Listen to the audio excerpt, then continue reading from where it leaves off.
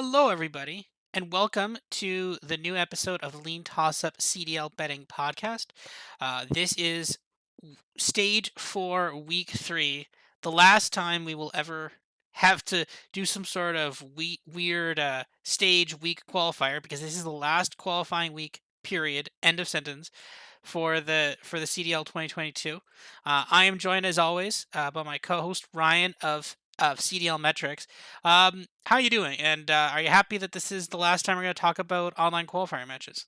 Yeah, no, very happy. I will say this is an interesting week just in terms of, champs placements. That is all very much in the air still, but obviously that'll get ironed out at the major itself. But still, we have some really, really big matches this week for a handful of teams, some that we are fans of. But yeah, I'm definitely excited. Qualifiers are coming to an end. We have some bounty matches I know mixed in here this week, which like woohoo! That makes the viewing experience so much better. CDL. P.S. It does not. Actually, there's But I believe there is that's okay. four. There are four bounty Yeah, matches this week. yeah, so whoop-de-doo, we have some bounty matches to look forward to, but yeah, no, it kind of struck me just a little while ago that like, oh yeah, wow, this is it for qualifiers. After this, we have a major, and then the big one at the end of the year. So, yeah, things are wrapping up quickly, and in about a month's time, we'll have a new CDL champion. But obviously, we have just a little bit, some more matches here to get through before we get to that point. But yes, definitely excited that there's really only like 3 Paris Legion matches left before we're done with that. And then next year, Las Vegas Legion, that's happening apparently. So we Apparently, might not even reference Paris at all, starting in a couple weeks. So yeah, it's interesting. I don't know what's I the thing of it is I still like, even though they're moving to Vegas, I still feel like this isn't a real franchise. I don't know if moving to Vegas is fair. gonna make them invest more money. I still would not be surprised if they like sell the team anyways. They're like, cool, let's move to Paris, and then let's move to not. Let's move to Paris. Let's move to Vegas, and then it'll increase the resale value of the team. Also, I don't understand. Like, they're gonna need a new logo, like, and even a name, right? Like, why would they be the Paris Legion? It doesn't make sense. Like, the Legion makes sense with the fleur de lis. Like, that was a French Yeah. thing. I mean, honestly, moving it to Paris makes no sense. Honestly, have someone buy it, put it to Montreal Legion. That actually makes sense. Um, like, give Montreal the fleur de lis logo. They love that over there because Montreal is like huge French population. So that actually makes much more sense. I don't understand why we're going to Vegas. They've trademarked Vegas Legion, but no, I mean, and again, we're now down to the last what? This will be the last 2 games, maybe 3. There's 3 games now, maybe for Paris. Theoretically, a fourth game, but we'll have to see who they're playing. I honestly, again, we'll have to see the line next week. Actually, we won't see the line next week when we go on because they're going to be in losers bracket. But like, I I feel like Paris is the team that will like whoever they're playing in losers round one, they'll beat them. Like, they'll just randomly beat. Like, if FaZe is somehow playing them, they'll beat FaZe. Like, It feels like we're at that point where they've lost so many times now. Like, what was it on stream this weekend? Like, they haven't won in like 100 days yeah, now, and that was at like the midseason that was pro the am. yeah the pro Yeah, am. where they actually did okay in, but like it's been that long since they've won a match, and like they don't even take half of these matches to like a game five. Like they just lose so quickly. I They're, actually don't mind the Las Vegas like rebrand in a way. I think of all the like major cities in the US or North America, like Vegas is kind of a hot one to go to right now. A hot market, I guess. Like it's enticing and like I don't know, yeah, maybe they just sell the team and we could maybe talk about this more in an off-season podcast, but like I don't know. I think that's a move in the right direction. Like, let's just get rid of this Paris branding. We're not making a connection with European fans, French fans. At least I don't think they are. I could be wrong, but they're like, COD is a North American game at the end of the day. Yes, there are some British players, some Spanish players, whatever it may be, but like a huge portion of the player base is here in North America, so why not go to Vegas? And maybe they rebrand the Legion name too to something more interesting. But yeah, we'll see how that organization handles their business moving forward. But yes, I think we are in our last three Paris Legion matches ever. So I am happy for that. But yeah, like I said, you might be right because it feels like Paris is due to win one of their next few games just randomly because they win games every now and then and they feel like they're due for one, but we'll see. Yeah, it's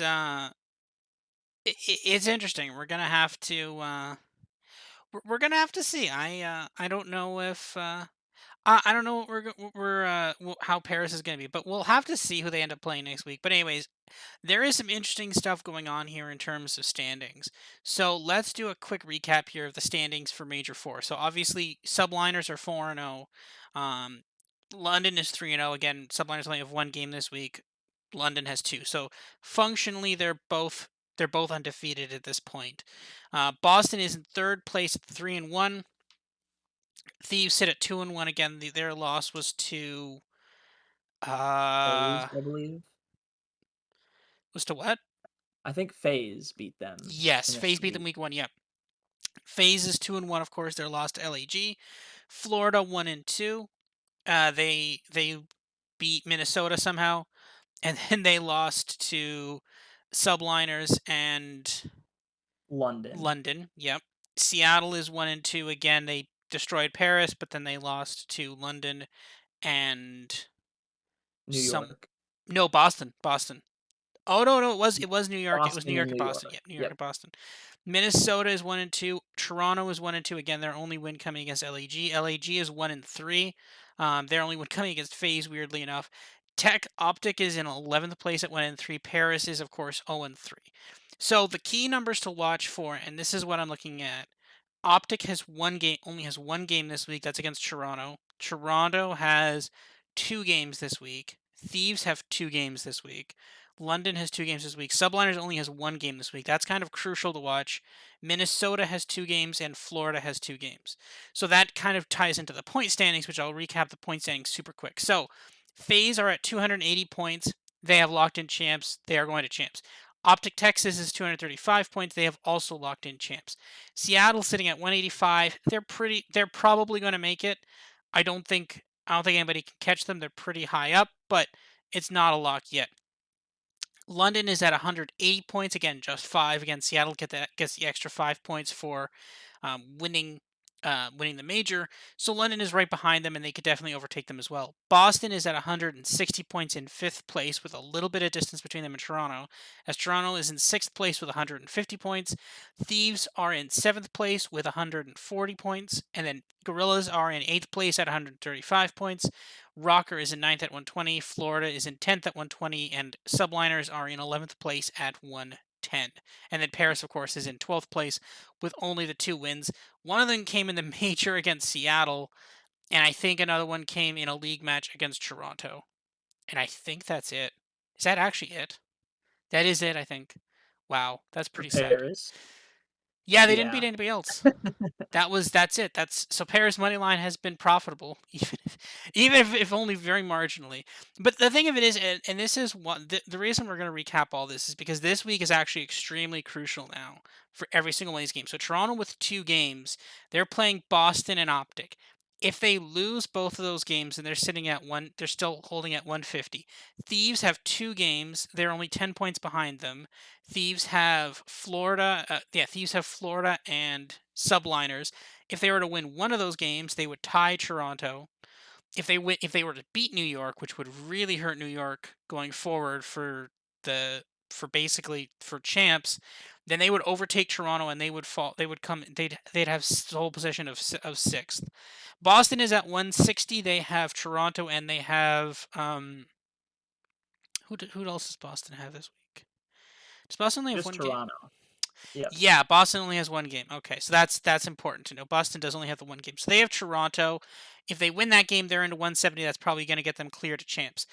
LAG only has one game. They're at 135. They're definitely in danger. getting a win against they played London, which is like that's not great. If they kind of need a win there. Rocker gets Seattle, and I believe they have Harris. yes. So Rocker has Seattle and Paris, so they can climb up a little bit. They can get up to about 140 or so, which would only put them about 10 back of Toronto. Florida Florida has Paris, and they have Thieves. So they can Florida might get some points too as well as we can, but Subliners just has Thieves, which is a pretty difficult matchup. So there's definitely some interesting matchups here, but the thing of it is the team that's not doing well at basically doing poorly at the worst possible time is this Toronto team.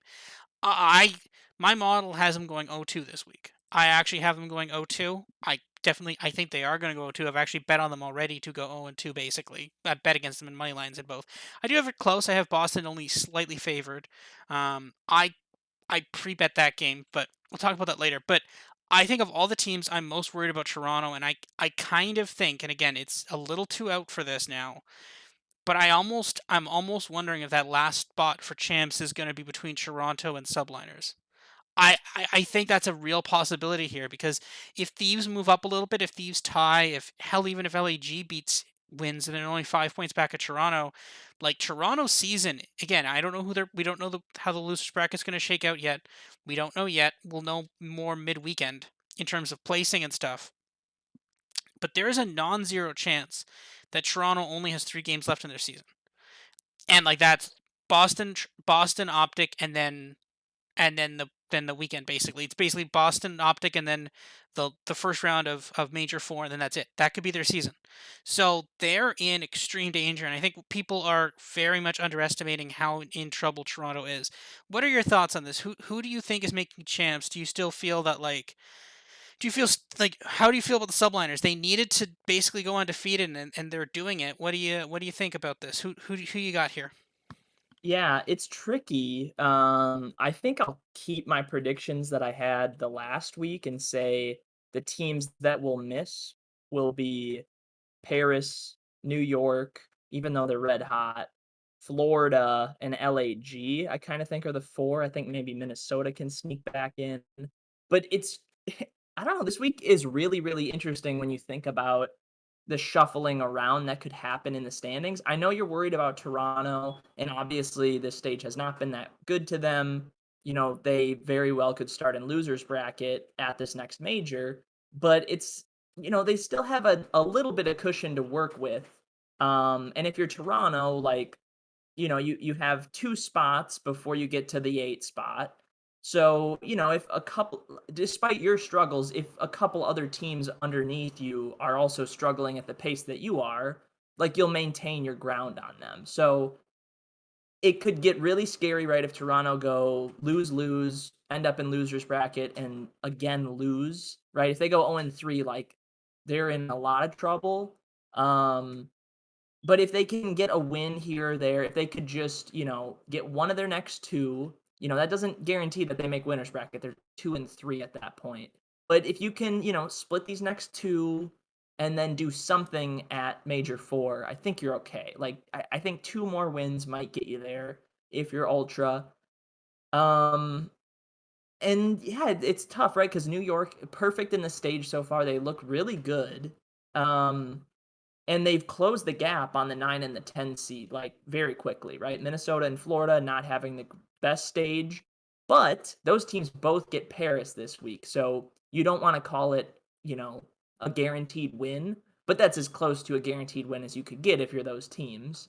So it's like, if they win those matches, and if you're New York and you lose your match versus LA Thieves, which is very possible, like, you just lost, at least 10 points of ground on those teams right ahead of you. And even though you're in winner's bracket, it's like, well, crap. Now we have a 20 point, maybe 30-point gap to close again just after another week of play. So that's the tough thing with New York is like they might go 5-0, get the 1 seed for the major, have a decent major, and it still might not be enough depending on how these teams right above them do.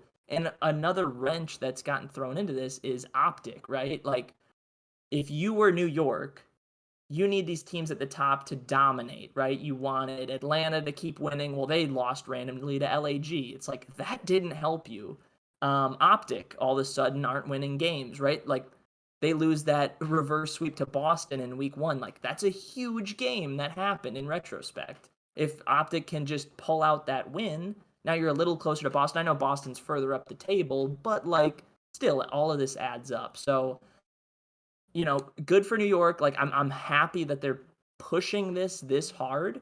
Um, and honestly, the 9 through 12 seeds we see right now, Minnesota, Florida, New York, and Paris, those very well could be the four teams that miss champs because even the gap between LAG and Minnesota for the 8-9, like that's 15 points, which doesn't sound like a ton, but just the fact that it's 15 and not 10 points, I think does matter, right? Like if LAG can pull out a win this weekend, and Minnesota splits and Florida splits, like again, you're not making up enough ground. If you are LAG though, right, and you're looking at a losers bracket start to this major four, like that could be where Minnesota and Florida and or New York all come to pass you. So again, that's the LAG slide we've been talking about for a while, but I'm not too concerned about Toronto. Um, I will be if they're 0 or 1-4 after this weekend, but I just think there's enough cushion here, and we just see with all these teams, like they're all so close in terms of like how good they are, right? A lot of these matches are toss-ups. Like just look at the win records on like Boston Breach have a 50% win record or a 50% win percentage. Toronto 48%, Thieves 46%, LAG, even a team that like has been struggling mightily all year that a lot of people have very low in their power rankings. They've won 45% of their games this year. Like they're not bad. Minnesota's won 50 of them. Like if all these teams just go, win one, lose one, win one, lose one, and I know that's not how it's going to work. Some teams will get hot, some teams will get cold. Like these standings may not shuffle as much as we think. So I think, yeah, the top four I think are pretty well locked in, right? Atlanta, Optic are locked into champs. Seattle and London very close. I'm comfortable if I'm Boston and Toronto and LA Thieves, right? Thieves are 2-1 this stage. They have, two toss-up matches this week. If they can just get one of those, they get the 3 wins, they get the winners bracket, and then you just hope they do something at the major. They should be okay. So yeah, it really comes down to like the bottom five and which of these teams will crawl up the standings to get that eighth seed. Um, I don't know. I tend to lean Minnesota, even though they haven't looked great right now. But if New York are still red hot and are all of a sudden the best team in the game, like, yeah, they could very well vault themselves all the way up. So there's obviously a lot of different ways this could go. But of all the CDL seasons we've had so far, like this one is by far the most interesting in terms of like late season champs push. Yeah, it is interesting. There's a lot of ways where certain teams could make it and other teams could not, and I'm fascinated to see where this is all going to end up. Honestly, I don't know. I think some teams are in extreme danger of missing out, but I we're gonna have to see. Some teams are gonna be in risk, but other teams, like, it's gonna be really close, and like it's gonna come down to individual games. Like we're literally gonna be watching a game on Friday of next week, and it's gonna be like, okay, if this team wins this game, they go on. If this team loses this game, they go on. They lose. They don't go to champs or something. Or like if this team wins this game, then they go like so. It's gonna be really interesting, and it's impossible to predict at this exact moment. We'll know more next. We're gonna know next week when we see the bracket and how this all shakes out. But like, and people will like, for example, will be like, okay, Ultra, you need to win like 2 games or something, or like you need to win 1 game, or maybe you need to win 0 games, right? Depending on if maybe I mean I still have them as basically toss ups for either of the games, right? So there's different options for this. So we're gonna have to see, but anyways, moving on to the matches for this week. So right off the bat, we've got an interesting match here first, and this is a team I think you and I want to both talk about a little bit. We've got FaZe versus Ravens. FaZe minus 1.5, plus 125. Ravens plus 1.5. Sorry, FaZe minus 1.5 plus 125. Ravens plus 1.5 minus 165. FaZe minus 190 on the money line. Ravens plus 145. Over 4.5 plus 145. Under 4.5 minus 190. This one is interesting to me. I I want nothing more than to bet FaZe here. London here. Honestly, I want nothing more than to bet London, and I think I might. The model is still doing some weird things with London and FaZe, more specifically FaZe, because I think the model still thinks LAG is bad, and I think what the model is doing is it's just like, okay, well, LAG beat FaZe, but like that was like an aberration, and FaZe is still a good team. So I think I think that's where we are at this. I like my head says FaZe minus 1.5 plus 125. My model has the minus 1.5 priced at about even money, so there is value there. I got about minus 113. So part of me just says FaZe minus 1.5, call it a day. And I don't think as an organization London's ever beaten FaZe before. But my heart says Ravens plus 1.5, Ravens money line. That's what I that. So I don't know. Now that being said, we have the futures, right, which again look amazing since London is 3-0 right now. They've functionally locked in winners bracket. I'm fairly sure. I don't think they can actually Yeah, not be in the winners bracket. yeah, So now we have a 100 to 1 for a team that's in the winners bracket to make the final, which is insane. They're like basically 3 wins away from yeah. If they win their first 3, boom, there you go. that. It's a grand, right? So that's the thing. So, and then again, then at that point, then great, you've got a grand, and then you have basically, then you sit back for a bit, then you watch. Well, like obviously based on the $10 bet I made, right? I made $10, so a grand, and then sit back, and then you have a 2,500, basically free play, and then again, if London is in the finals and they're not playing FaZe, or they're playing basically anybody else, they might be favored. So at that point, then you can just put like a lot on the other team. So no, it's yeah, it's really interesting. So, yeah, I don't know. What are your thoughts? Are you going head or heart here on this London team, London versus FaZe? Yeah, I'm going FaZe here. This is actually a strong lean for me. I have the minus 1.5 at a 57% chance. Might be a little high, but even still, it's better than 50%, and you're getting a plus 125 on it. So, yeah, I do like FaZe quite a bit here, and I know that that might be a surprise because we've been talking about how we like London. Um, but right, London have now looked good. They've won 3 straight. Um, their price might get a little inflated. Atlanta lost to LAG, which was a pretty ugly loss.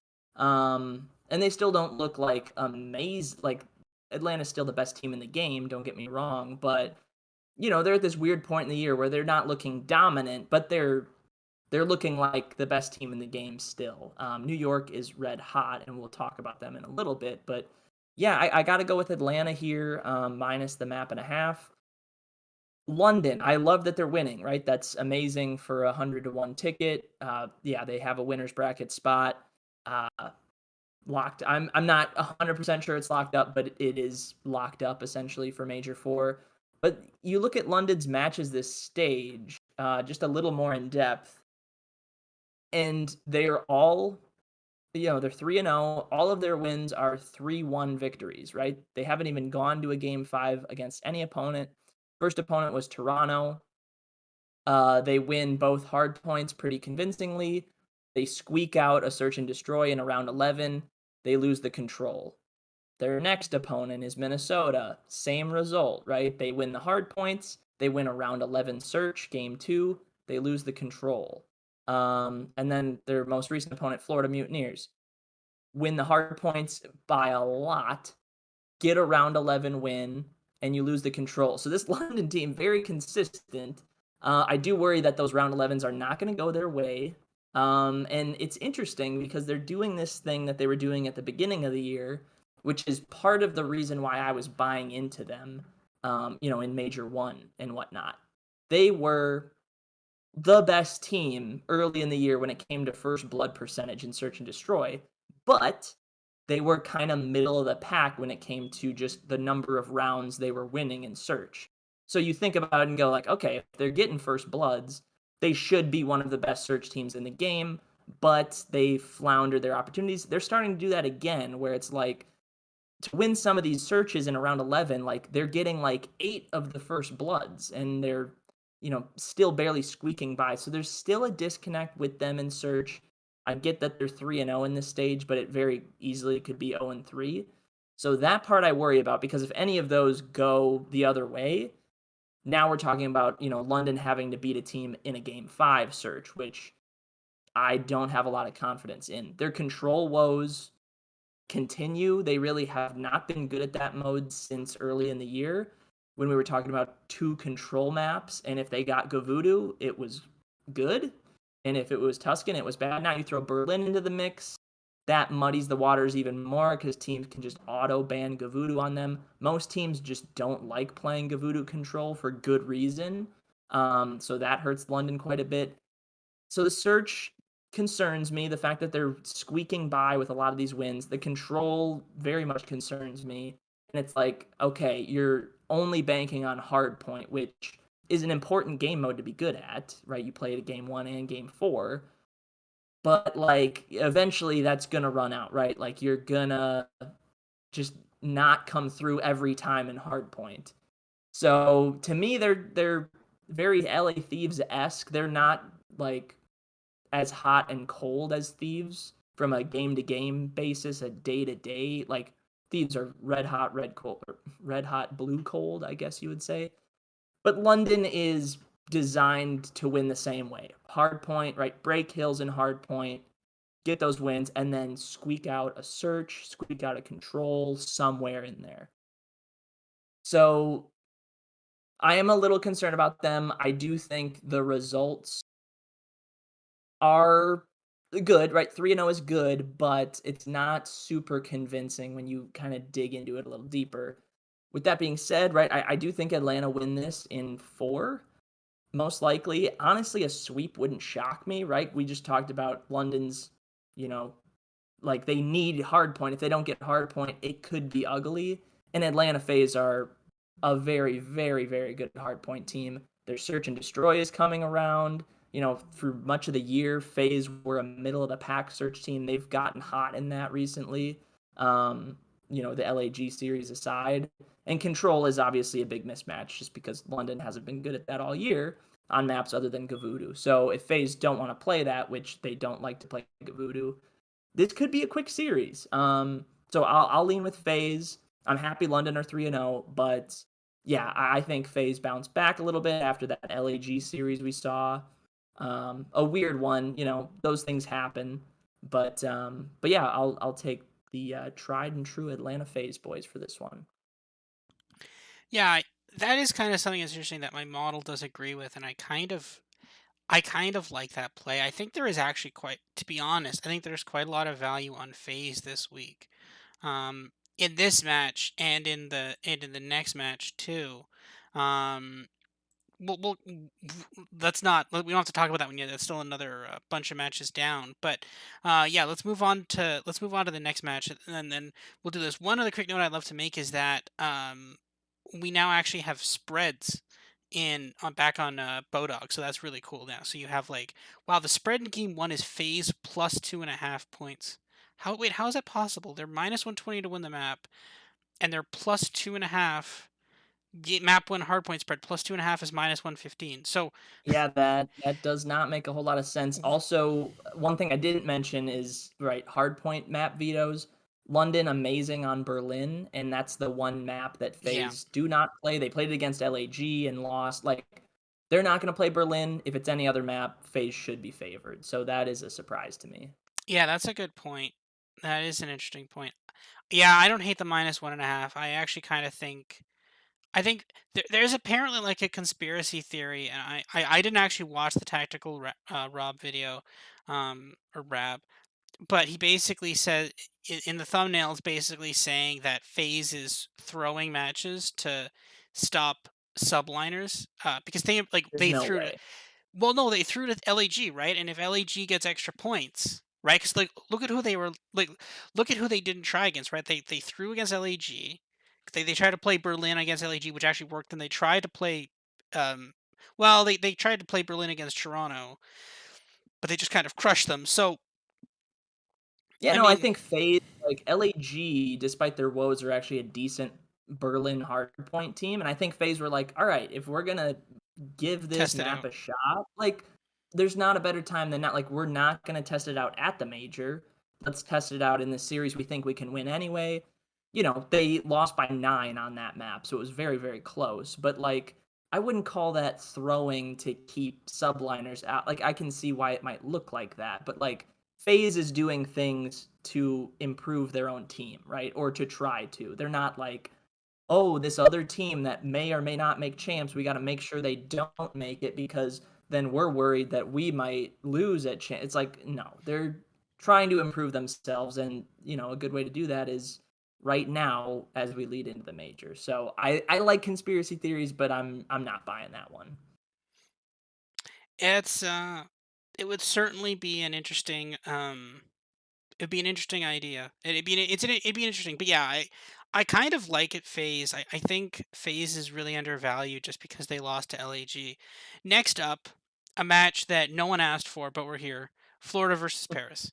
No one asked for this, but it's happening anyway. Florida minus 2.5 plus 135. Paris plus 2.5 minus 175. Florida minus 1,000 on the money line. Paris plus 525. Over 3.5 minus 170, under 3.5 plus 130. Honestly, I can't think of a match I'm less interested in watching. Um, Obviously, I have Florida as 81% favorites. But that means that the money line is massively overvalued. I have this about a 3-1. I have Paris as a better control team, which sounds blasphemous. But that being said, though, like actually, okay, you have some value there. You can get Paris plus 1.5 rounds at minus 130. That's not horrible, I guess. Yeah, man, this is Not a lot to say about this I one. Yeah. yeah, it's hard. There's not a lot of matches that I have exactly zero desire to watch, and this somehow happens to be one of them. Man, minus 25.5 in the hard point, that actually seems not horrible. That seems about right, to be honest with you. I feel like that's a pretty decent spread. I got so lucky on the Paris versus Optic spread because I bet them like minus, I think it was like 37.5, and they won by like 39 or something, like, or like 32.5, like, because they went to time, and like they got in a they got in a couple extra points in the hill, and they walked off the hill, and it was very close. But no, yeah, it's, I don't know. I don't have anything I want to say about this. Do you have anything you want to say about this match? No, it sounds like our numbers are about right. I have Florida to win at 83%. So the numbers are pretty spot on when you compare them to the prices. Um, I guess if there's any value, it would be on the side of Paris Legion, but again, there's not much to be had whatsoever. Um, but yeah, I mean, this is kind of the classic, like, spoiler game, if you want to call it that, right? Like, Paris are, I guess, trying to keep Florida from getting to champ. It's the I'm pulling you back into the pit kind of a game if Paris wins, right? Of like, oh, here's your champs aspirations. No, they are gone. We're beating you and laughing our asses off because it's like Florida, like Florida's got a real shot at champs, and if they trip up here, like then they're in real jeopardy. So it's an interesting game from that perspective, right? If Paris pull off the upset, like that does have some pretty consequential trickle down effects, right? It opens up things for New York. It clears the way for Minnesota, but maybe Minnesota gets a little worried about their Paris matchup the next day. Um, so yeah, that's kind of the only intrigue. I have really no lean one way or the other.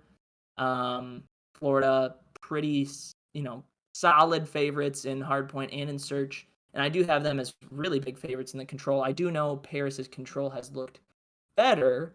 They did beat Optic 3-1, which was a pretty big surprise. But Yeah, I feel like Florida get this done. If it's not a sweep, it's probably in 4 maps.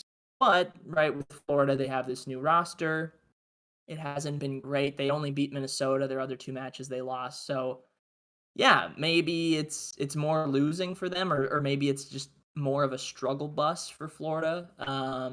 But honestly, this is a good match to get as you get into the last week for them. So yeah, I like Florida, but always be wary because Paris.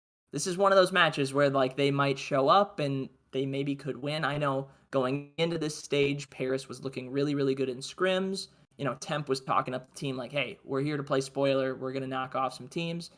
And they're 0-3 so far in the stage, and honestly not looking good whatsoever. So, maybe this is the game where it turns around and we see that team from scrims, but I have, no strong lean one way or the other if that will or won't happen. So, this is a pass for me, but this is one I'll just check, once the day is over and be like, "Oh, did Florida take care of business against Paris?"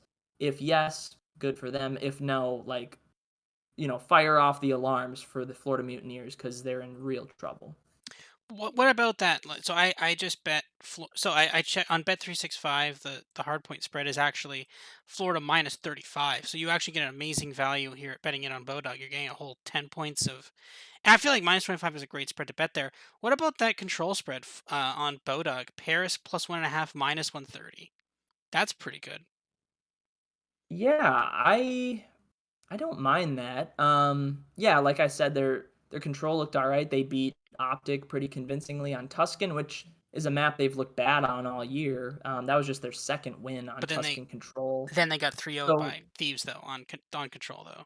that's fair. That's fair. It's hit or miss with them always, but um, yeah. I mean, I don't mind it. It's Paris's best control map is Gavudu, which is also Florida's best control map. That if they do end up playing that, that is a map that tends to go to around 5 more often, just because offensive wins are so hard.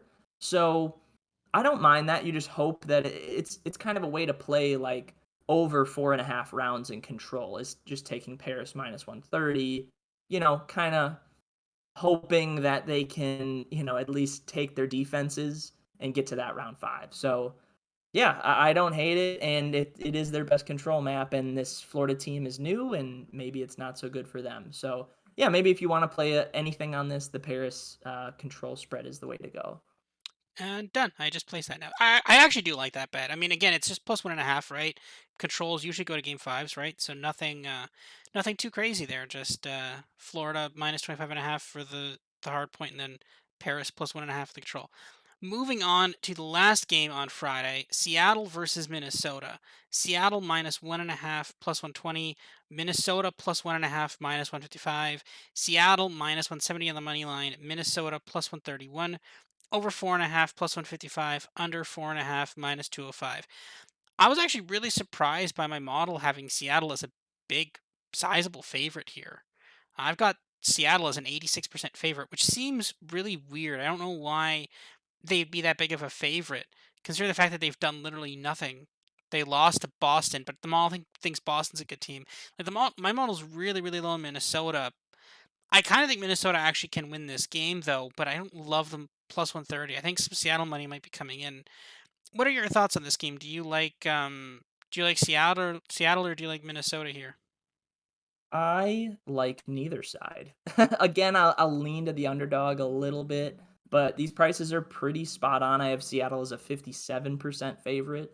Um, Decent favorite in hard points, decent favorites in control, and then search and destroy pretty close, but I lean Minnesota in that mode. Um, I think right most likely scenario is a Seattle 3-1 win. If it goes to that map 5, I see Rocker getting the win. Um yeah, I don't know. I don't have a strong lean really. Both these teams have looked not so great this stage. Honestly, somewhat consequential match. I think the loser of this is in really bad shape for a loser's bracket spot. I know Minnesota gets Paris after this the next day, so that could at least get them to the 2-win mark. Seattle only has 1 win as well, so the thing with Seattle is you don't get to play Paris. Minnesota does. So, right, if Minnesota take this, you assume they maybe take out Paris the next day. There's their 3 wins, they're in winner's bracket. And Seattle, you're fighting for your life. Granted, Seattle doesn't really need the winner's bracket spot as much as other teams, but, yeah, if you're Minnesota, this is a huge game. Um, yeah, I don't know. I don't lean one way or the other. They're both these teams are struggling a little bit. The prices are about right. Maybe you can play some map spreads in here. Um, Bocage is always interesting if people are willing to play Seattle on that map. Minnesota is a pretty good Bocage team all of a sudden, and Seattle sure does like to play it. They have some really good SMGs on that map. So maybe we get a Bocage game one. If that's the case, I think if Minnesota's the underdog, like the spread in that might be a good play. At this point in the year, Seattle's not playing Kavudu Hardpoint. They're not playing Kavudu Control. They're horrendous at both of those maps. So you're going to get some fast-paced maps. You're going to get some tight results, probably with a lot of Seattle matches, just because of their willingness to play on Bocage and on Tuscan. Minnesota also likes to play on Tuscan a bit. They're not great at it, but if we're playing these fast maps, we could get some close results with hardpoint specifically. So yeah, I don't know. This is a tough one. This is one I think I'm just more interested to watch, especially as a Rocker fan, right? Like we win this, that's huge. Um, but yeah, unless these lines shift hard one way or the other, I think this is a stay away for me. Yeah, I think that's fair. It's just one thing I do like is Minnesota map 1 plus 17.5. Seattle's hardpoints look really weak recently, so That's fair. I And don't if I it is don't Bocage, right? Like those games are always close. So yeah, so I don't hate that, but outside of that, like the game spreads are not particularly great. But yeah, I'm just surprised the model has Seattle or is just so out on Minnesota. That one's a little surprising to me. Moving on to Saturday, first map. Wait a minute. I think the schedule might be off here again. Or my schedule could be Uh, off. yeah, Paris, Minnesota Yeah, is okay, the there first one of Saturday. Yeah, Bodog is saying it's Boston. Oh no, never mind. I missed that. Okay. Sorry. Paris versus Minnesota, sorry. I saw Minnesota from the match before, so I thought anyways. Paris, Minnesota. Paris plus 2.5 minus 165. Minnesota minus 2.5 plus 125. Paris on the money line plus 525. Exact same money line spread as the last match. Minnesota minus 1100 on the money line. Over 3.5 minus 165. Under 3.5 plus 125. Yeah, it's another one. Again, great matches here. I've got Minnesota as about an 81% favorite, which is similar to the. It's basically the same as the Florida match. This match, I guess, is the same apparently. I also have Paris favored in the control here. Oh, great! They're definitely gonna blow one of these then. Um, but yeah, it's a hard. I don't know. Like I don't. I'm sick and tired of betting the minus 2.5s because like something like I like the minus 2.5s when they're like plus 300 or plus 400 or something, and you're like, cool, like that can happen. But when we're betting like when you're betting like a plus like when you're betting a plus 125 minus 2.5, it just feels weird. It just feels bad, right? Like so many things have to happen for a sweep to work, right? Like they have to win map one and then map two and then map three, right? It's not like it's like, okay, like in a minus 1.5, right? They just win by two, right? So by winning 3-1 is actually pretty easy, right? Because it lets them trip up. It lets a bad map through. And remember, Paris gets to, or well, shouldn't just say Paris. The other team gets to pick at least one or two of the first four maps, right? So it you could definitely beat them on their map, but like it's really hard to beat a team 3-0 on their own map set, right? Like they pick a couple of those maps, right? So I I don't know. I don't hate. I don't know. I this is another stay away from me. I think the hard point spread here is minus 32.5, which seems a little high. I've got this as 250 to 117, but Minnesota could definitely cover that against Paris. I kind of like the Paris plus 1.5 and the control again. That's minus 120, an even better price than the Florida one. I don't know. I'm at a kind of a loss for this one. What are your thoughts on this one? Do you think, or is this? I'm assuming this isn't a stay away for you, right? We're gonna come into the games late on Saturday, right? We're not starting at 3. We're gonna start at 4:30, right? Yeah, yeah, both of these Minnesota games are tough for me. Yeah, you compare the pricing to this one to the other Paris game against Florida, about the same. And yeah, my odds reflect that I have Minnesota as a 86% favorite. So pretty steep, but like, Paris wins like 10% of their matches anyway. So yeah, that's about right. Yeah, I'm not loving the -2.5 with Rocker. Their hard point is, a little worrisome. And if Paris, pick that first map, like, yeah, they could squeak out a win in hard point. Maybe they're willing to play Bocage. Like, Paris isn't great at that map, but like in Minnesota is, so you would expect Minnesota to win that, but Bocage can get weird with how fast paced it is and just how mixy it can get. Like if Paris gets hot right away in game one, like they could put Minnesota in the blender. So that's very possible. You mentioned like the control with Minnesota is a little concerning, right? Like at least this stage, they've played control 3 times. They have won one of those, I believe. Let me double check that. They lost 3-0 to Optic. That was the one map they lost. Then they go on to play Florida. They lose 3-2. And then they play London, who I've talked about how bad London are at control right now. And they beat London in a 3-2. So, like, not super convincing. And Paris has looked better. The one thing why I maybe would avoid the Paris +1.5 in control is I don't think we're getting Gavutu. And I know the map doesn't matter a ton, but when we're talking about control spreads, right? Like Gavutu, it's really, really, really hard to win offensive rounds on that map. Minnesota really don't like to play Gavutu control, like a lot of teams. They don't like to play Gavutu control. So more likely we get a Berlin or Tuscan, I think. And if that's the case, offensive rounds are a little easier to come by. And I do think Minnesota is a good enough team where they could come out and get their opening attack and maybe win 3-0 or 3-1 in that fashion. So I don't know. This might be just a total avoid on all fronts.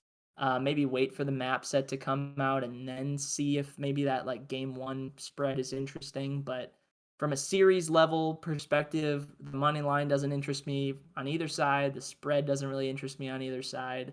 Um, so yeah, I'll be rooting for Rocker as a Minnesota fan. Hopefully they have the win under their belt against Seattle. The one thing you worry about with this kind of match, right, is like maybe it's a letdown if they do beat Seattle, right? You get Paris the next day and it's like, oh, nice. We beat them, easy win. We're in winner's bracket. We can go on a nice run and secure our champ spot. But, just beware because we've seen this match earlier this year. Paris did almost beat Minnesota. Minnesota had to reverse sweep them just to um, keep their record up. So yeah, I don't have a strong lean here, and hopefully this will be the last Paris Legion qualifier match we have to watch this year, so that's good. Um, but yeah, this is a stay away for me again. Progress, baby steps. Eventually, there will be no more Paris Legion matches to watch. Finally, okay, now the match I thought was the next match, it turns out it's now Boston versus Toronto. Boston -1.5 +155. Ultra +1.5 -205. Boston -120 on the money line. Ultra -108. Over 4.5 +140. Under 4.5 -185. So I bet this on this line came out on Sunday night. I actually already bet. I became out Boston was even money on that. I already bet Boston breach money line here because I had Boston a slight favorite at 51%. It is now the line has flipped. It's completely flipped to Boston now being a somewhat sizable favorite. And also I bet it. I bet. I'm not sure. I think I had to bet on the other sports book. Nope, I bet on this one. Boston Breach -8.5 points in map one hardpoint -115. It is now -23.5. So I got amazing closing line value there, which means this will lose. So now bet Toronto. No, I mean here's the thing, right? Like I usually, and everybody knows this here. Like when you get negative closing line value on these games, it's bad. It's usually pretty bad. But that being said, it's early week closing line value. So if this line keeps moving, but honestly, this is more of a fate of Toronto. Now, I'm looking at map two here, and I'm seeing Toronto -1.5 is even. That I do like. Toronto's a much better search team than Boston is, but I really do like this. I like this Boston team to win. I think this Toronto team is looking a lot more like um, basically stage two Toronto than they are stage three Toronto, which means that again, like, what are the hallmarks of it? Bad hard point performances, right? Like, we just horrendous hard point performance against London, and then against FaZe last week, just getting dominated, got blown out in the control, got blown out in actually not blown. The control was very close, but they got blown out in the search and the hard point last week. Bad against London as well. Like, it's the same things. And again, against LAG, they struggled in those hard points too. They barely forced a game five against LAG. Their search is strong, but again, if your whole thing is 2-3-5 and like you can win game two, but you can like game three is 50-50, and that's a problem. So yeah, I'm concerned for this. I'm concerned for this team, Toronto team. That being said, as I'm doing that, I'm going to bet Toronto -1.5 is even on game two. What are your thoughts here? Are you with me on Boston, or do you think that, or are we on, or do you think that closing line value is not a real thing and that Toronto's going to win this game? Yeah, I do actually like Toronto a little bit. I have them favored in this match, despite what we've seen this stage. It's pretty narrow. I have Toronto as a 56% favorite over Boston. So a little bit of value on the Ultra. Again, a reason why I'm not super concerned with them is like this is a very winnable match. And, we might, watch this match. Toronto might look good, and we go, oh, okay, I'm not so worried about Toronto anymore. Obviously, they win this match. It's not a guarantee they start in winner's bracket, but just the fact that they win this match is, 10 more CDL points, a little bit more cushion on those teams underneath them, and more confidence in them moving forward. So, maybe a sneaky important match for Toronto. Boston, I'm not as concerned with them, right? Their winner's bracket spot is good. They're in about the same place standings wise as Toronto. So honestly, a very good match, but maybe not super consequential when it comes to, overall standings to make champs. It's obviously huge for Toronto's winners bracket hopes, but again, I think the cushion is there for them to, be safe for now, even with a loss. So I do lean Toronto a little bit. Yeah, hard point clearly goes to Boston, but Toronto is the better surge team and they're the better control team. Think about like map vetoes, how that might go. If Toronto just quit playing Gavudu hardpoint, like they're a decent hardpoint team. The problem is they do tend to play it a decent amount. They played it 12 times this year. Honestly, they've played most hardpoint maps quite a bit. Like they haven't really auto vetoed anything yet. I do think it's time for them to just toss away Gavudu against anyone. Just throw that out the same way they've done with Bocage Search, right? They've played Bocage Search and Destroy 3 times this year. They're 1-2 on it. I think they just said, screw this. This Bocage Search is weird. We don't look good on it in scrims. We're not great in league play. Like, just forget it. And they're very good at the other 3 maps. Control, I think, goes in their favor too, just because Tuscan is their worst map. They're 7-11. Boston, Tuscan is their best map, 9-6. Very clear discrepancy there. So I think we get a Berlin. Maybe we get a Gavudu there, but I think all signs point to Berlin. Toronto has been loving playing Berlin. So I can see that happening. But yeah, I mean, it'll be a close series. I do think it goes to a game five, and I'll take Toronto if that's the case. So Toronto Ultra for me. I know this stage hasn't been great to them, but this is a winnable game, and I do think Boston's price is maybe getting a little inflated just based on recent results. Right, they come out, they beat LAG last week pretty easily. They lose the Search and Destroy.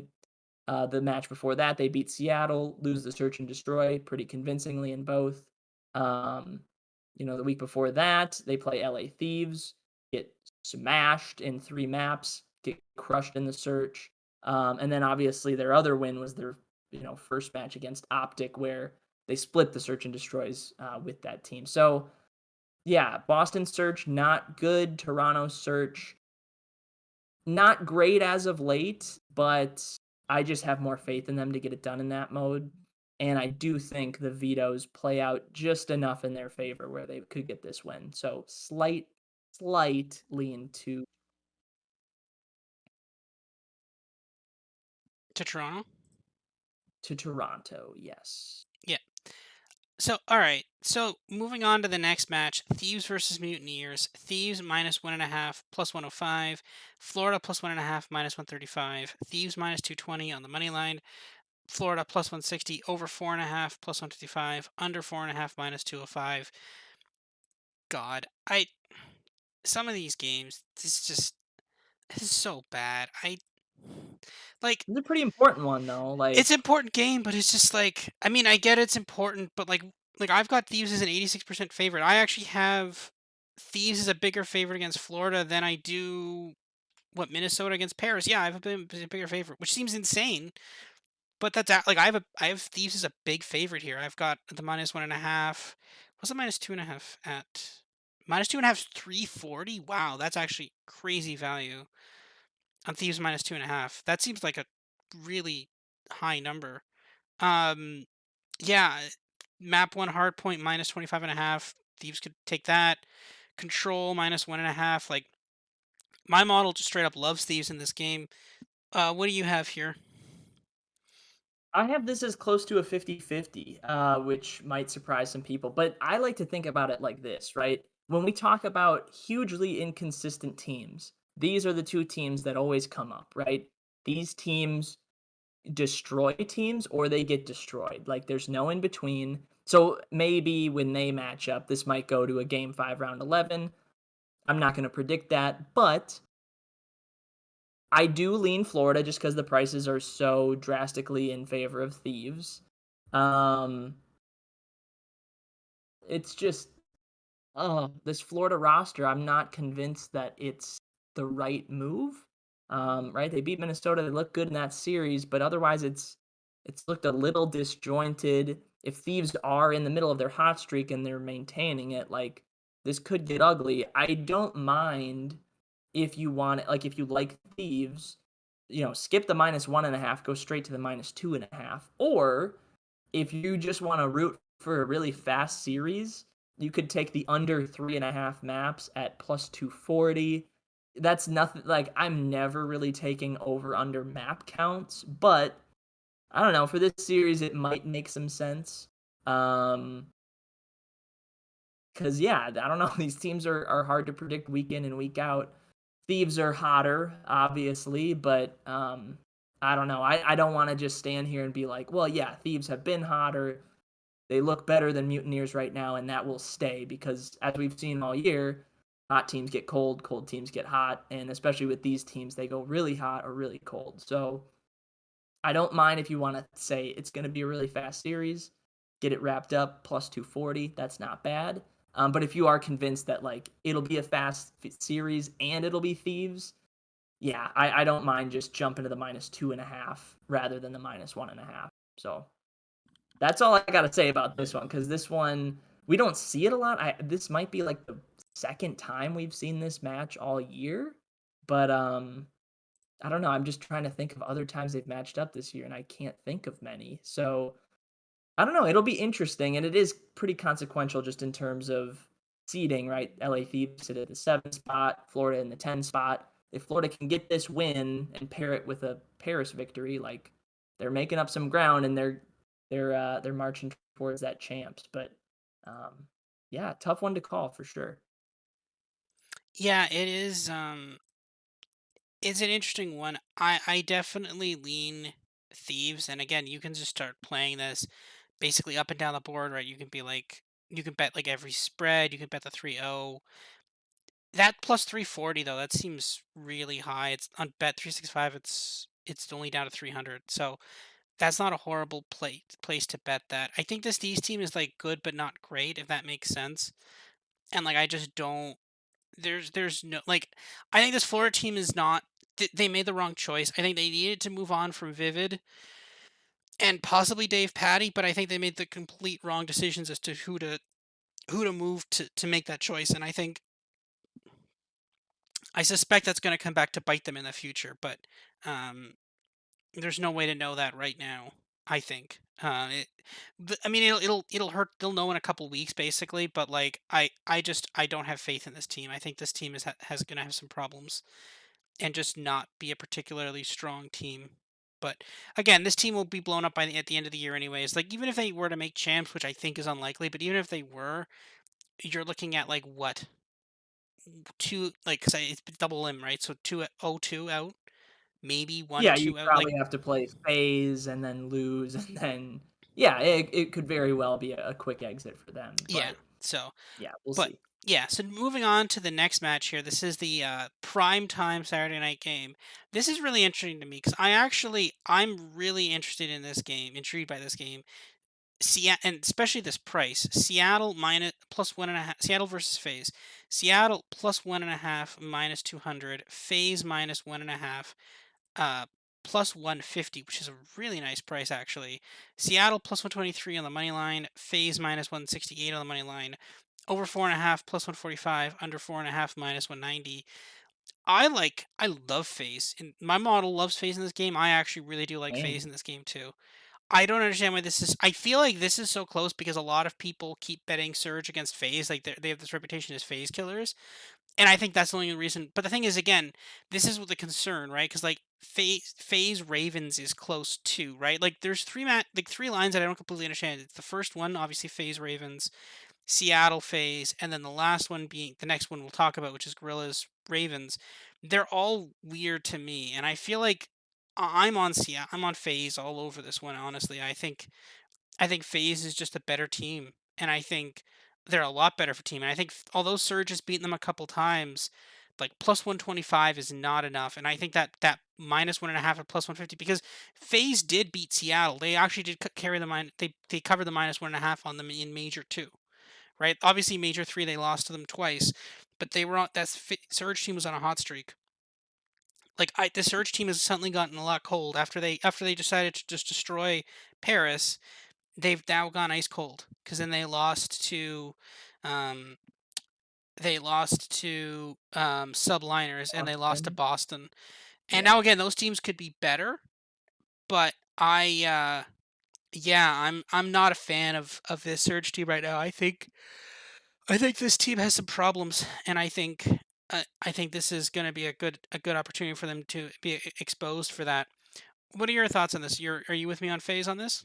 Yeah, yeah, for sure, and, one way I like to think about this is, right, if you just are taking FaZe this weekend, right, you take a -1.5 versus London, that's plus 125. You take a -1.5 against Seattle, that's plus 150. If they just win one of those in 3 or 4 games, right, you're ahead. That's good, and FaZe tend to win matches, and a lot of times they do it in relatively quick fashion. I get that Seattle and London are, better than average teams.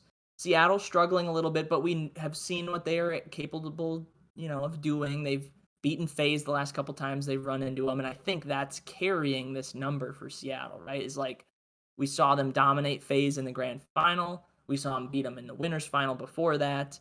And, Atlanta just lost to LAG, right? They don't look completely unbeatable right now like they sometimes do. But even still, it's like the plus 125 is like you think there's like a 45% chance that they could win this game, and I'm not buying that at all. So yeah, the FaZe -1.5 makes some sense. I have them winning in 4 maps or less about 47% of the time. So I do think it is more likely that Seattle, win or at least push that game 5 than it is FaZe win quick, but the plus 150 makes up for that. So yeah, I lean FaZe here. And yeah, I am pretty surprised that the numbers are this short. I think I'd take it now, just because we like London or we like FaZe versus London in that initial game, like the first game of the weekend. Seattle, Minnesota, we're not quite sure on, so if Seattle does trip up again, this phase number could balloon out to, maybe minus 200. At that point, I'm not really interested in it at that time. So I think if you're going to take it, you take it now. You pair it with FaZe against London, and you root for FaZe this weekend. One other way to play it, right? Like before this stage even started, the futures had Seattle as the favorite to win Major Four, which we both kind of knew was a dumb idea. So hopefully you took Atlanta at that time, because it's pretty clear now that FaZe very much, I don't want to say a lock for winners bracket, but very good odds they make winners brackets. Seattle, not so much, right? Like they are in real trouble here, having only one win under their belt with two to play, including a tough one against FaZe. So FaZe here, and FaZe against London. So yeah, easy peasy. Yeah, I that -1.5. That's really hard to look away from and turn down there. Um, moving on to Sunday, last three games.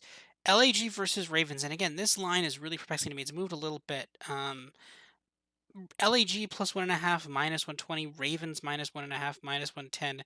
LAG +165 on the money line. Ravens only -225. This actually opened around -180 or so. Over 4.5, +160. Under 4.5, -210. Why is this game close? What am I missing here? See, the book lines are doing weird things because it's like LAG beat FaZe and then LAG beat FaZe and then Ravens have beaten some teams, but like the teams they've beaten are like on composite bad. So like okay, cool, they beat like sure Ravens beat Minnesota and they beat Toronto, but both those teams are kind of bad. So in that case then who have they actually beaten? And I think the answer to that is functionally at this point no one. I think they also beat did London beat played someone else last week. I think it was Minnesota, no, they played Minnesota, Toronto, and who's the third team? I think it was like a basement dwelling team.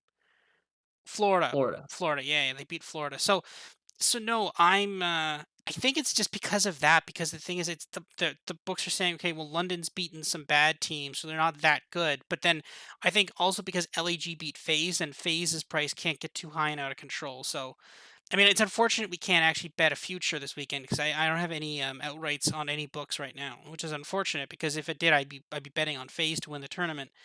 Um, but no, it's yeah, I love Ravens here. I got down on them already on the money line and the -1.5. I think that's great value. Spreads are a bit steep. -33.5 in the hard point. That's a little steep. -1.5 in in the search is iffy.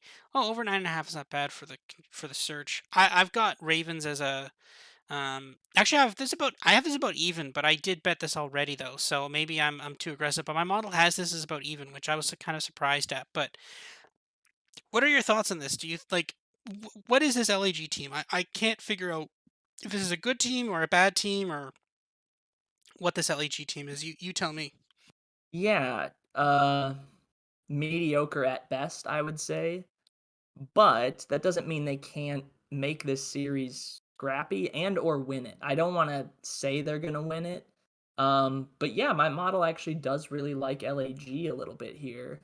Um, I do think the numbers are a little skewed. I have London as a 54% favorite, so very, very close.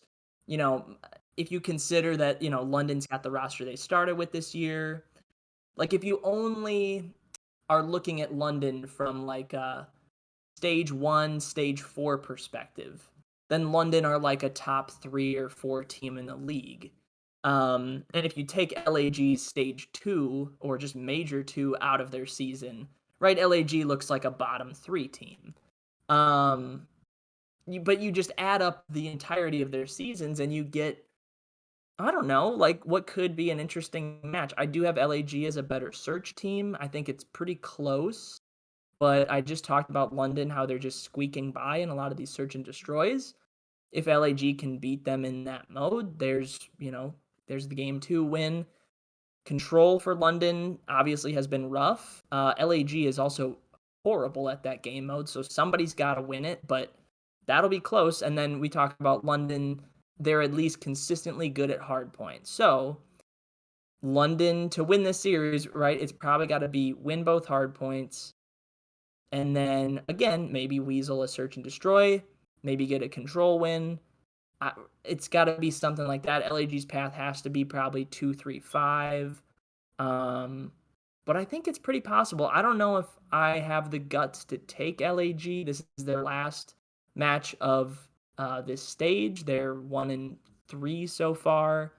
So they're looking at a losers bracket start, especially if they don't win this, then they will start down there. But could they get this? I think they might.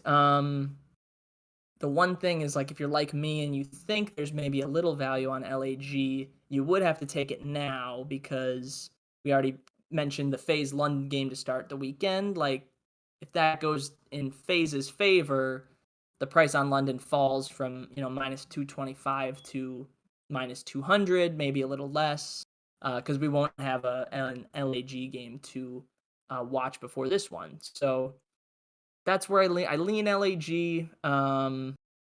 I honestly, I don't know, man. I think I'd take the plus 1.5 before I take the money line, and just hope that they can win that game two search, and then maybe win their own hard point and or take out the control. Just force that round five. Maybe go to Gavudu.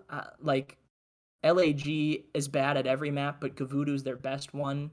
London, it's their best map too. So like if it's a close Gavudu, it might just come down to who gets that defense in round five.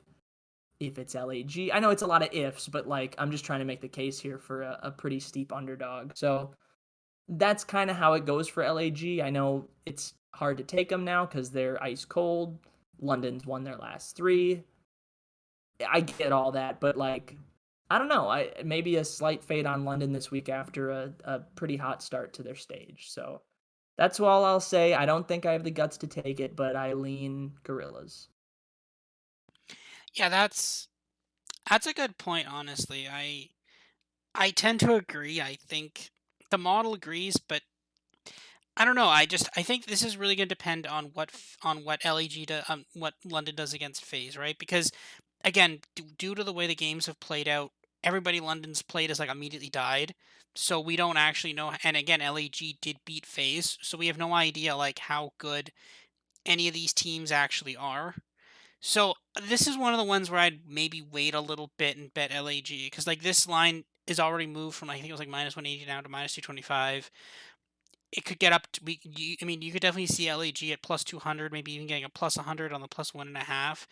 But at the same time though, like I don't trust this LAG team. Like I know they beat FaZe and I know they almost beat Ultra, but at the same point in time, like this team just got blown out by um who they almost get blown out by. LAG. Yeah, didn't they get blown out by someone? Oh, New York, Uh, I think. I mean they lost to Boston pretty handily. They, yeah, they lost to New York pretty handily. And Toronto reverse swept them. So yeah, and then the Atlanta series, we Yeah, know what it happened was there. But New York and Boston, but those were 3 wins though. I don't know. I'll think about it.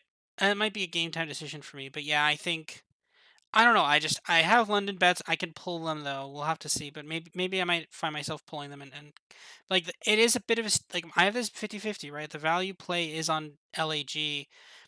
I mean, again, the problem though is if London were to beat FaZe, if London were to beat FaZe, they wouldn't care about this game. But if London lost to FaZe, and they'd probably need this game to secure higher seeding, right? So it's iffy. I don't know the best way to cycle that. But anyways, moving on to the last two games of the weekend. This is another interesting one. Optic versus Ultra. Optic minus 1.5, minus 110. Ultra plus 1.5, minus 120. Optic minus 200 on the money line. Ultra plus 150. Over 4.5, plus 170. Under 4.5, minus 225. I I love Optic here, honestly. I've got Optics a 70% chance to win this game. I already have Optic hardpoint spread on this. I think I got it. I bet there's 6.5 for minus. I think it was like open at like minus 22.5. It's already up to minus 29.5. I love a lot of the lines on this game, honestly. I think this is a really good spot for Optic. This is their last chance, right? They're 1-3 now. This is their chance to get into the winners bracket here. Ultra need they need this game too, but my model really likes Optic here. And to be fair, I think to Optic, yes, okay, they're 1-3, but those three losses have come to half decent teams, right? Okay, yes, they lost. Well, they beat Paris, cool. They lost to New York, who's actually a pretty good team, the best team that might miss champs. They lost to Boston, who the model is saying is their Boston is improving, and then they lost to some Minnesota. subliners, Minnesota. Yes, they lost to Minnesota week 1. Yeah, yeah. But again, that was with Prolute. Illy has come back now. Illy came back and they basically stomped Paris, but then they lost to Subliners. Um, so it's interesting. I'm not completely sold on this. I'm not completely sold on this Optic team. I think they're not a bad team, but I think at the same point in time, I think if you're sitting here betting on Ultra in this game, I would not be betting on Ultra in this game. I think Optic is the right play here. What are your thoughts on this game? Yeah, I do lean Optic. I don't love it. I think these prices are about right, but yeah, like just taking a look at Optic's results this stage, they're 1-3, which is not good. They're looking at, very likely starting in losers bracket. And honestly, this match could be for winners bracket, losers bracket, the way these teams are playing right now, and just how their records line up. So yeah, Optic first match of the stage get reverse swept by Boston. Granted, Optic squeak past in game one and game two, and then Boston kind of took them out pretty easily in three, four, five. But that was with the old Optic roster with ProLoot. Um, then they get Minnesota. They lose to that. Again, a pretty close series, even though it was a 3-1, right? Optic lose the round 11 search. They take care of business in the control, win it 3-0, and then they lose by 14 points to Minnesota on Berlin, which they have a habit of doing this year, losing very close Berlin hard points to Minnesota. So a closer series there too. They took care of business against Paris. You would have liked that to be a 3-0, but it was a 3-1, very convincing win in their three map wins. Yeah, but I mean, last week's match against New York is a little concerning, right? Their search and destroy looked great, but outside of that, man, New York looked so much better than Optic, and that's with this, illy lineup with Optic. So I get that New York's hot, but like if you're Optic, you'd like to compete a little more in that game mode. However, yeah, Toronto, again, a team that is not super exciting at the moment, right? Like their only win was a reverse sweep against LAG. They lose to London pretty easily. They get swept by Atlanta, who they just always lose to. Um, so yeah, I mean, just based on like what these rosters have done this year, this Optic roster with Illy won a major. They went super hot to end stage one, went on to win the major, and then so-so results since then. And then obviously the Pro Loot roster has been okay. Um, but yeah, I don't know. I just feel like Optic is close to being a 2-2 team, but they're a 1-3 team.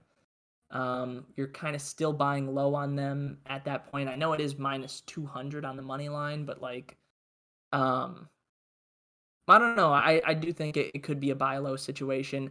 I think I might pass on this unless the spreads move significantly based on both of these teams' earlier matches, or I guess in the case of Optic, they don't play anyone before this. At least I don't think they do.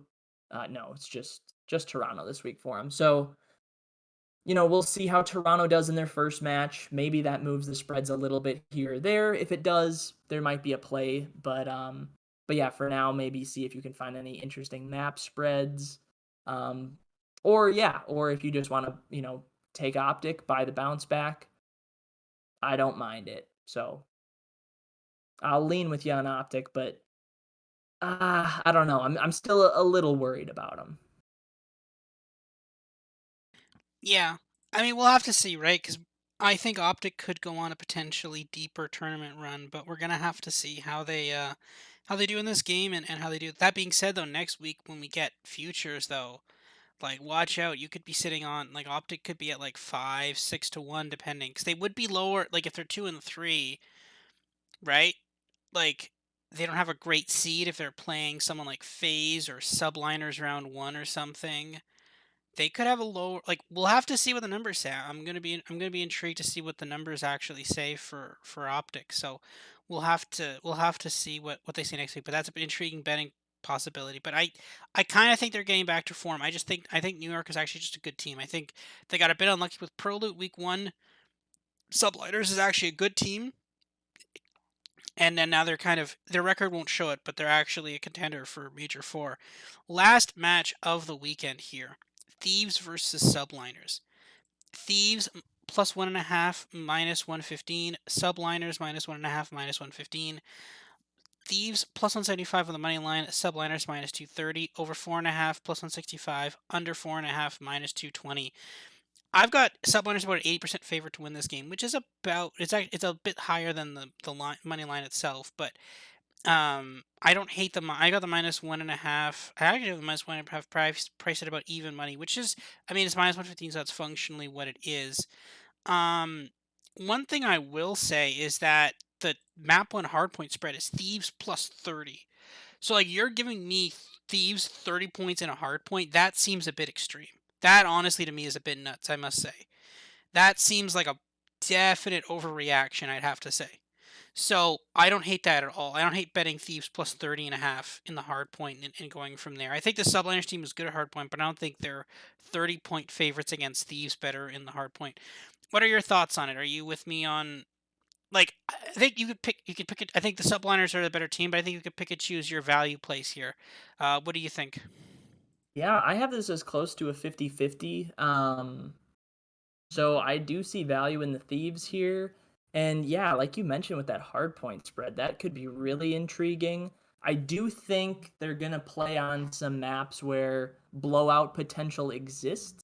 Granted, I do think both of these teams are pretty evenly matched when it comes to hard point. But if it's not Bocage, if it's not Tuscan, which it could be Tuscan, I guess, but like we might be playing Berlin, and just due to how the money hills lay out in that game, like Berlin is a map that ends 250 to 180 a lot, so that spread may not come into focus. What I will say is, if the game one is Berlin hardpoint, and if we know that Thieves are starting on the good side, where you can just like get into P1 right away, like how many times have we seen this year where team with a good spawn gets into P1 on Berlin, and they, after one hill, are up like 50 points on the other team? Like that's basically the spread you're working with. So let's just walk through like that example of like, okay, it's a game one on Berlin. Thieves start on the good side, and they walk away from hill one with a 40-point lead, let's say, which maybe that's a bit steep, but like that happens on that hill. Now your Thieves right to cover is at plus 70 or something like that. Like I don't want to say that's a lock to win, because we see crazy comebacks on that map too, but like that's a really good start and just something that makes a lot of sense intuitively. So I would look out for Berlin, see if it's Berlin, and see if you can work out like which side Thieves start on. If it's their map pick, then they won't start on good side, but if it's Subliners map pick, then Thieves should start on the good side. So that intrigues me. Otherwise, these teams are pretty close in search. They're both pretty bad at it. And I have both these teams as kind of middle of the road control teams. New York 500 or better on every control map. Thieves bad at Tuscan, good at the other two. So if Thieves kind of auto veto Tuscan, I do think they could have a slight advantage in control. But I don't know. I think it could come down to search at the end of the day. Both teams not great at it. We need to see search improvements from somebody. Like neither of these teams are going to win champs if their search and destroy looks how it has basically all year. And even this new New York roster, like the search has not been great for them. Um, So yeah, I kind of think whoever shows up in that game mode will win. It's tough to say who that's going to be. But yeah, I think this could be a closer series than what a lot of people think. And if you're like me and that first New York game, or I'm sorry, this is it for them, isn't it? That first Thieves game, excuse me, against Florida, right? If we expect Thieves to win and perhaps win very quickly, their line in this game could move down quite a bit. So if you're gonna take Thieves, I think maybe take them now. And if you like New York, like it sounds like you might, Robert, I'd maybe wait on it just because of what we could see in that Thieves Mutineers match from Saturday. So that's where I lean with it. But this is a good one to end on because New York again, right? They need all the points they can get, and Thieves are a team that like they really need to gain ground on, which they've played a lot of matches, but a lot of the teams they're beating are way up in the standings. Optic, they beat. Seattle, they beat. Like, this would be a really big win for them for sure. Yeah, yeah, I think it's a very interesting match to end on, honestly. I think it's probably one of the more intriguing matchups of the week that doesn't have anything. Well, it does kind of have things to do for champs, but at the same time, it doesn't because subliners need to make champs, but thieves are definitely they don't need to make champs, and thieves are like well, thieves are they're like both these teams are in the winners bracket. Both these teams are going to be jostling for standing. Thieves need the points. Subliners also need the points. So it is it's one of the more interesting matchups. Um, but yeah, I do actually. I think this is a very intriguing matchup, honestly. So we'll have to see. But yeah, I mean, betting on subliners later. I don't know. I mean, it's 50-50. I could see like Thieves line map 1 plus 185. That's not horrible. The plus 30.5. So there's different. You could pick and choose your value pieces there. I think there's some options there in terms of value. But yeah, that is it, guys. That is the last 10 matchups for that is the last 10 qualifying matchups for Call of Duty Vanguard. Next week, obviously, we're going to be back for the major. We're going to have futures bets for that. We're going to talk about the matchups, stuff like that going forward. Obviously, what all the implications, the champs implications on that. Then obviously, then after that, then we're in champs. It's champs time. Then we're going to be basically only. I think champs is July. Let me August, I just. think. It's August. Yeah, Right? it's August. It's August. Like the August first 4th. weekend, right? August 4th through Yeah. 7th. So it's not even that long away, honestly. It's basically 2 weeks after champs. So like, yeah, it's Champs is coming up soon. Vanguard is almost over. We can start counting down the Tuscan controls remaining. Or like the theoretical Tuscan controls are like we're close. We're close, guys. We're close.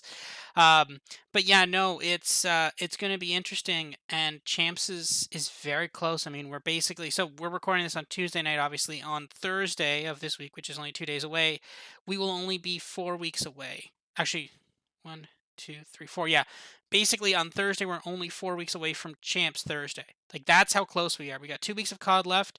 Then basically, actually it's 2 weeks. It's 2 weeks off, and then we're back into COD again, and then also we're into the NFL preseason. So lots of lots of COD to play left. Still a couple solid weeks of COD. 10 matches this week. I think the standard weekend. I think a weekend on basically a championship weekend is 10, 14, 18 matches on a championship weekend, and then COD champs will be, um, it'll be a series of matches as well. You're looking at 4, 7, 8, 9, 10, 11, 12, 13, 14, another 14 matchups on champs weekend. So yeah, lot of games left, but we're getting close. We are getting a lot closer uh, to the end of the season here, and Modern Warfare 2. So, with that, I'll leave it there. Ryan, anything else you want to point out here quickly? What are you looking forward to this weekend? What matchups in particular? I'm rooting for Rocker. That first match versus Seattle is huge for them, right? If they can get that, hopefully get the Paris win the next day, they're looking a lot better for champs. And otherwise, yeah, like the that LA Thieves New York game to end it should be interesting. Can Texas or Optic, I should say, can Optic rebound from their recent struggles?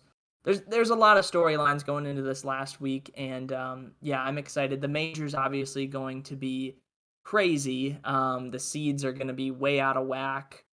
And yeah, we're gonna find out who's in and who's out. So, yeah, a very dramatic end of the season, which I'm excited for, but at the same time, excited that Vanguard is, quickly coming to an end.